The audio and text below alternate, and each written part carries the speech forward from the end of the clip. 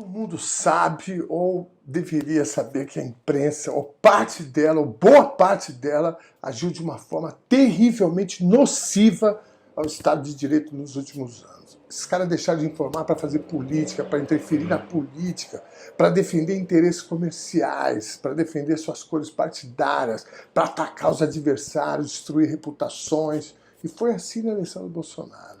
E agora, mesmo depois de todas as revelações que o Bolsonaro e a família não são super honestos, paladinos da ética e da moral, né? Enquanto seus adversários, aquele que a imprensa atacou lá atrás, né, mentiu, execrou, estão cada vez mais sendo inocentados. Eu disse inocentados. Foi assim com o Delúbio Genuíno agora. Vocês lembram o que fizeram com o Genuíno? Pois é, sabia que ele foi inocentado agora? Mesmo com tudo isso vindo à tona, né, e o próprio governo Bolsonaro, que é patético, com tudo isso, uma parte da imprensa continua fazendo trabalho sujo, levando desinformação para o público, mentindo, dissimulando. Eu tive o desprazer de ouvir agora o Pânico da Jovem Pan com o Emílio Surita e mais uns debilóides que acompanham ele, que ficam rindo, tentando fazer piadas de coisa séria. Nem as mais de 127 mil mortes sensibilizaram esses caras. Os caras continuam lá falando besteira o tempo todo. Eles estavam avaliando hoje o pronunciamento do Bolsonaro e do ex-presidente Lula, né, no 7 de setembro ontem. Uma desonestidade intelectual terrível, um crime. Primeiro que eles tentam colocar os dois, né, no mesmo patamar. Isso só já é bizarro. A fala do Bolsonaro, inclusive, tem um destaque negativo que toda a imprensa que tem um mínimo de vergonha na cara tinha que fazer. Ele saudou a ditadura militar mais uma vez.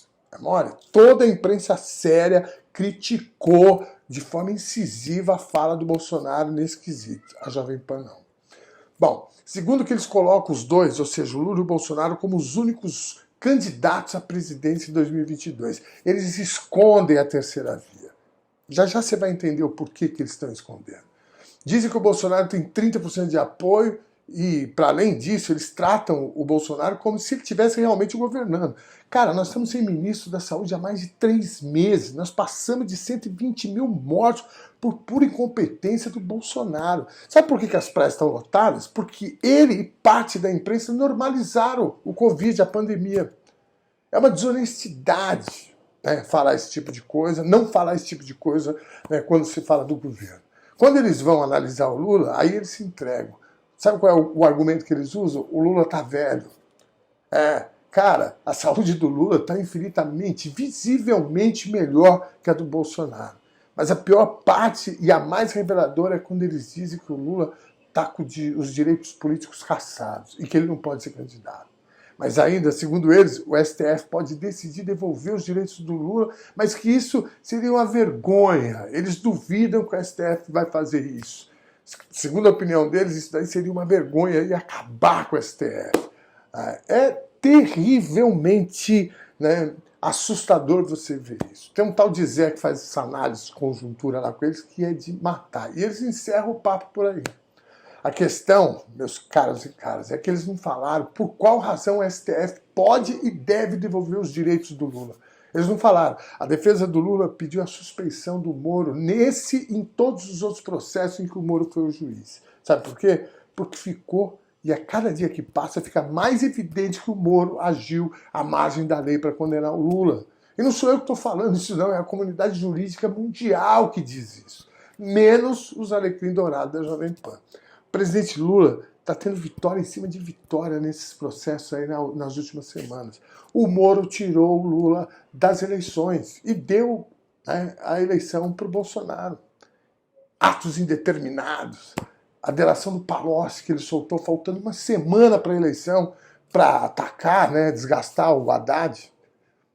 Isso ficou mais evidente ainda que ele queria tirar, né, o Lula das eleições quando ele vai, né, e assume, né, o cargo de ministro da Justiça com a promessa de virar ministro do STF.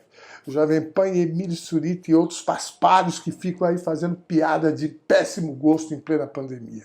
Vocês são desonestos com o público de vocês, que, diga-se de passagem, é um público enorme. E agora sim eu vou falar para vocês quem é a terceira via que eu falei no começo desse vídeo. Sabe quem é? É o Sérgio Moro. O juiz ladrão, é a terceira via e mais. É o candidato desses caras aí. Eles não assumem porque é constrangedor, mas nós sabemos.